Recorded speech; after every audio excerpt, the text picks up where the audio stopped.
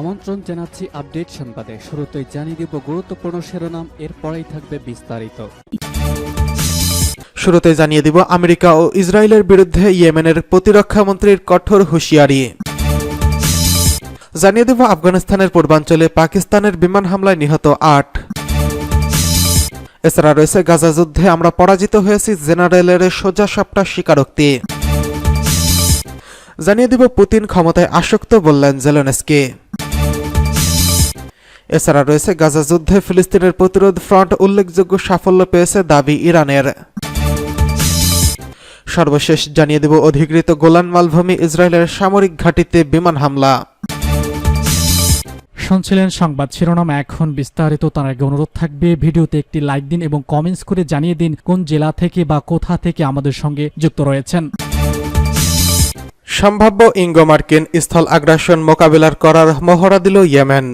ইঙ্গো মার্কিন সেনারা ইয়েমেনের আগ্রাসন চালালে কিভাবে তার জবাব দেওয়া হবে তার একটি বিশাল মহড়া চালিয়েছে ইয়েমেনের সশস্ত্র বাহিনী। রাজধানীর সানার অদূরে প্রতিশ্রুতি দিবসের মহড়া শীর্ষক ওই আলোচনা সভায় শারীরিক সামরিক কসরত প্রদর্শন করা হয়। ইয়েমেনের বার্তা সংস্থা সাবা এই খবর জানিয়েছে। দেশটির কেন্দ্রীয় সেনা কমান্ডার বিশেষ বাহিনী এই বিশাল মহড়াটি চালিয়েছে। মহড়ায় দেখানো হয়েছে শত্রু সেনারা প্যারাশুটের সাহায্যে ইয়েমেনের কিছু অঞ্চলে অবতরণ করে দেশটির কিছু সামরিক স্থাপনা নিয়ন্ত্রণ করার চেষ্টা করেছে। এই ভয়ঙ্কর প্রতিরোধ গড়ে তুলে আগ্রাসী সেনাদের নাস্তানাবুদ করে দেয় ইয়েমেনের সেনাবাহিনী। 1000 সৈন্যের অংশগ্রহণে প্রায় 2 ঘণ্টা ব্যাপী এই মহড়া চলে এবং সেনাবাহিনীর একটি চৌকস ইউনিট মহড়ার দৃশ্য ক্যামেরাবন্দি করে রাখে। এই কাজে বেশ কিছু ড্রোন ব্যবহার করা হয়েছে। মহড়ায় দেওয়া ভাষণে ইয়েমেনের প্রতিরক্ষা মন্ত্রী মেজর জেনারেল নাসের আল আফিতি বলেন, আত্মরক্ষা করার পূর্ণ সমর্থন তার দেশের রয়েছে। তিনি বলেন, আমরা এমন একটি আন্তর্জাতিক সমাজের মোকাবিলায় রুখে দাঁড়িয়েছি যেটি কেবল শক্তির ভাষা বোঝে।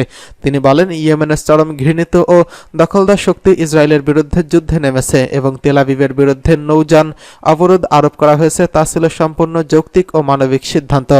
ইয়েমেনের প্রতিরক্ষা মন্ত্রী ওয়াশিংটন ও লন্ডনকে সতর্ক করে দিয়ে বলেছেন, আমেরিকা ও ব্রিটেন যদি ইয়েমেনের স্থল আগ্রাসন চালাতে চায় তাহলে তার পরিণতি ভালো হবে না। এদিকে আফগানিস্তানের পূর্বাঞ্চলে পাকিস্তানের বিমান হামলায় নিহত ৮। আফগানিস্তানের পূর্বাঞ্চলে সীমান্ত এলাকায় বিমান হামলা চালিয়েছে পাকিস্তান। এতে 8 জন নিহত হয়েছেন, এদের মধ্যে 3 জনই শিশু। এই হামলাকে আফগানিস্তানের সার্বভৌমত্বকে লঙ্ঘনের বলে নিন্দা করেছেন তালেবান সরকারের এক মুখপাত্র। তালেবানের মুখপাত্র জাবিহুল্লাহ মুজাহিদ এক বিবৃতিতে বলেন, স্থানীয় সময় ভোর 3টার দিকে পাকিস্তানের সীমান্তবর্তী খোস্ত ও পাকতিকা প্রদেশে পাকিস্তান বিমান থেকে বেসামরিক বাড়িঘরে বোমাবর্ষণ শুরু করেছে।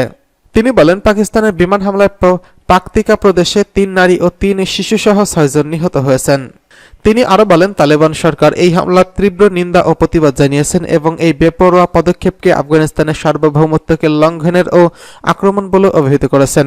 2021 সালে তালেবান সরকার ক্ষমতা দখলের পর থেকে পাকিস্তান ও আফগানিস্তানের মধ্যে সীমান্ত উত্তেজনা বেড়ে গেছে।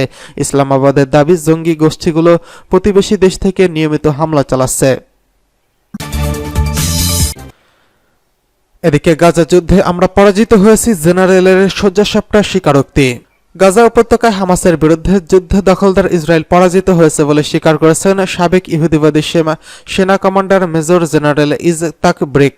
তিনি হিব্রু ভাষার দৈনিক মা আরিভে প্রকাশিত এক নিবন্ধে তেল আবিবকে উদ্দেশ্য করে বলেছেন, যুদ্ধের প্রকৃত অবস্থা খুব বেশি দিন জনগণের কাছে চেপে রাখা যাবে না।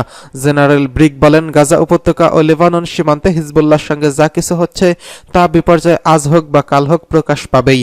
ইসরায়েলের সেনাবাহিনী প্রতিষ্ঠিত হওয়ার পর এত বড় পরাজয় আর কখনো ঘটেনি বলে তিনি মন্তব্য করেছেন।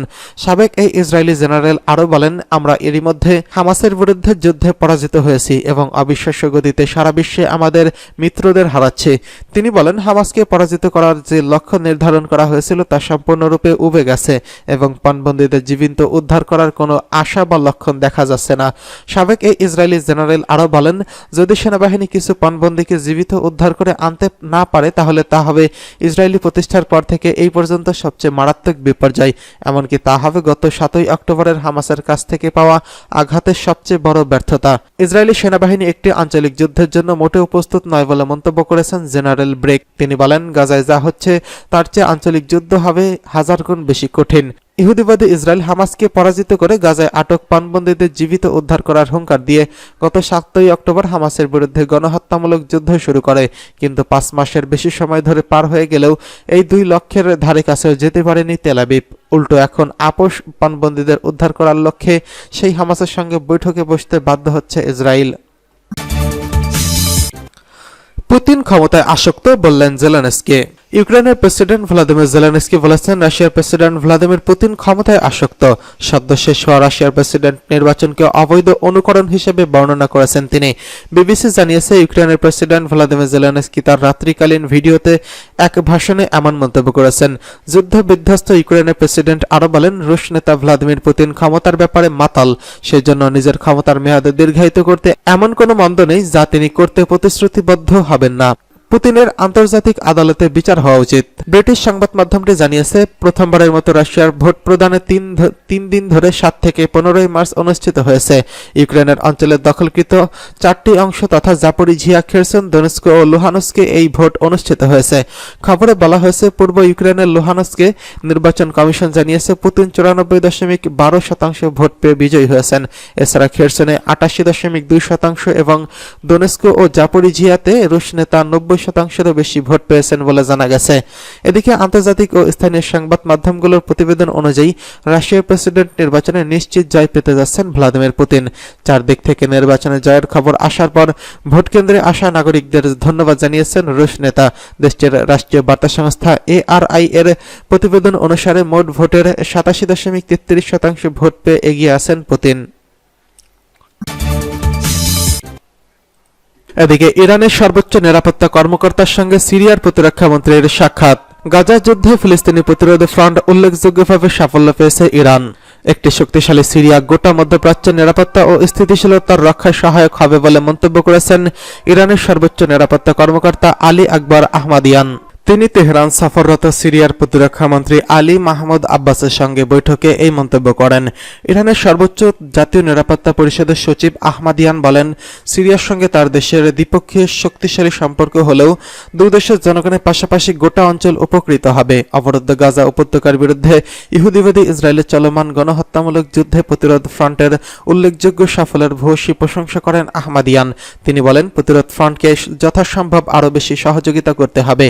ইহুদিবাদী ইসরায়েল ও সন্ত্রাসী গোষ্ঠীগুলোর মোকাবিলায় প্রতিরোধ ফ্রন্টের অন্যতম সদস্য হিসেবে সিরিয়ার প্রতিরোধ সম্পর্কে কথা বলেন ইরানের সর্বোচ্চ নিরাপত্তা কর্মকর্তা। তিনি বলেন, দুঃখজনকভাবে আমেরিকা, ইসরায়েল ও সন্ত্রাসী গোষ্ঠীগুলি এখন সিরিয়ার একাংশ দখল করে রেখেছে। তিনি সকল ক্ষেত্রে, বিশেষ করে অর্থনৈতিক ক্ষেত্রে তেহরান দামেস্ক সহযোগিতা আরও শক্তিশালী করার আহ্বান জানান। সাক্ষাতে সন্ত্রাস বিরোধী যুদ্ধের সিরিয়ার পাশে থাকার জন্য তেহরানের প্রতি কৃতজ্ঞতা জানান সিরিয়ার প্রতিরক্ষা মন্ত্রী। গাজা যুদ্ধের ইঙ্গিত করে তিনি বলেন, গত 7ই অক্টোবর গাজায় প্রতিরোধ ফ্রন্ট ইসরায়েলের বিরুদ্ধে যে আল আকসা তুফান অভিযান চালিয়েছে তার পরবর্তী বিশ্বের সঙ্গে যুদ্ধ পরবর্তী বিশ্ব আর কখনো মিল থাকবে না। গাজায় বর্তমান যা কিছু হচ্ছে তাতে কেবল ইহুদিবাদী ইসরায়েলের দুর্বলতায় প্রকাশ পাচ্ছে বলে তিনি মন্তব্য করেছেন। এদিকে অধিকৃত গোলান মালভূমিতে ইসরায়েলের সামরিক ঘাঁটিতে হামলা।